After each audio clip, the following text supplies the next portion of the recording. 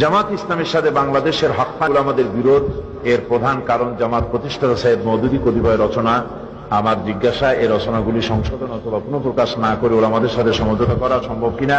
যদি সম্ভব হয় তাহলে তা হবে জামাত ইসলামের বিরাট বিজয়। উল্লেখ্য, হযরত ওসমান রাদিয়াল্লাহু তাআলা আনহু কোরআনের প্রসিদ্ধ 7টি কিরাতের কপি হতে হাফসা রাদিয়াল্লাহু তাআলা আনহা কপি রেখে বাকিগুলো জ্বালিয়ে দিয়েছিলেন যাতে মুসলমানদের মাঝে ইখতিলাফ না হয়। তাহলে জামাত কি পারে না ঐক্যের স্বার্থে বিতর্কিত বইগুলোর পুনঃপ্রকাশ বন্ধ করতে?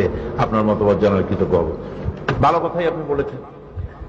আপনি প্রশ্নকর্তার উদ্দেশ্যে আমি বলছি, আর শুনবেন তো সকলেই, আমার স্পষ্ট ঘোষণা, আমার দলের ঘোষণা, জামাত ইসলামীর বানিয়ে জামাত ইসলামীর প্রতিষ্ঠাতা মাওলানা মওদুদী রাহিমাহুল্লাহ, তাকে জামাত ইসলামী কোন মাযহাবের ইমাম মনে করে না।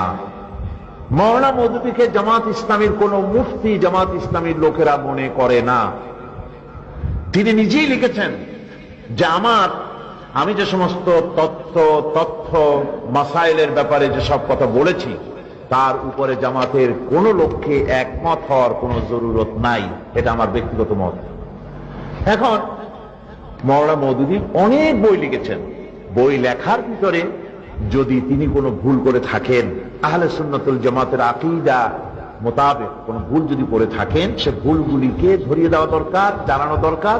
অবশ্যই আমরা তা বাদ দিয়ে দেব অনুবাদ করতে গিয়ে। যদি কেউ কোরআন হাদিসের দলিল দিয়ে প্রমাণ করে আমাদেরকে পাঠাতে পারেন, আমরা অবশ্যই ওয়াদা করলাম যে আমরা সেটা বাদ দিয়ে দেব। যেহেতু মাওলানা মওদুদী তো আমাদের দায় দায়িত্ব নিবেন না, আমাদের দায় দায়িত্ব আমাদেরই নিতে হবে কিয়ামতে আল্লাহর দরবারে।